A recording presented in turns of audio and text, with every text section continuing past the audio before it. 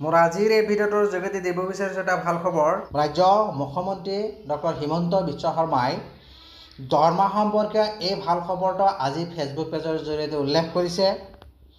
অৰ্থাৎ যিহেতু শাৰদীয় দুৰ্গা পূজা অহা 29 তাৰিখৰ পৰা ষ্টাৰ্ট হ'ব, এই দুৰ্গা পূজাৰ আগতে ছেপ্টেম্বৰ মাহৰ দৰমহা আগতীয়াকৈ দিয়াৰ কথা ঘোষণা কৰিছে। ইয়াতে উল্লেখ কৰিছে, চাওক, শাৰদীয় দুৰ্গা পূজাৰ প্ৰতি লক্ষ্য ৰাখি ৰাজ্য চৰকাৰে 2025 চনৰ ছেপ্টেম্বৰ দৰমহা আগতীয়াকৈ মুকলি কৰাৰ সিদ্ধান্ত লৈছে আৰু সেই অনুসৰি দৰমহা 1 অক্টোবৰ 2025 নিৰ্ধাৰিত তাৰিখৰ পৰিৱৰ্তে যিহেতু ছেপ্টেম্বৰ মাহৰ দৰমহা 1 অক্টোবৰৰ পৰাহে নিয়মমতে পাব লাগে, কিন্তু 1 অক্টোবৰ নিৰ্ধাৰিত তাৰিখৰ পৰিৱৰ্তে কাইলৈৰ পৰা বিতৰণ কৰা হ'ব বুলি উল্লেখ কৰিছে আৰু কাইলৈৰ পৰা কৃষকে দৰমহাৰ বিল লাভ কৰা আৰম্ভ কৰিব।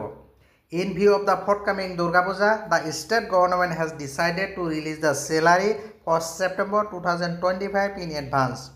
Accordingly, salaries will be disbursed from tomorrow instead of the scheduled date of 1st October 2025. The Treasury will start receiving salary bill from tomorrow. So, মই আজিৰ এই ভিডিঅ'টোৰ যোগেদি এই ভাল খবৰটো জনালোঁ। ভিডিঅ' ভাল লাগিলে লাইক আৰু শ্বেয়াৰ কৰিব আৰু এনেকুৱা ধৰণৰ গুৰুত্বপূৰ্ণ বাতৰিৰ বাবে যিসকলে চেনেলটো ছাবস্ক্ৰাইব কৰে চেনেলটো ছাবস্ক্ৰাইব কৰি নটিফিকেশ্যন বেলটো অল কৰি দিব।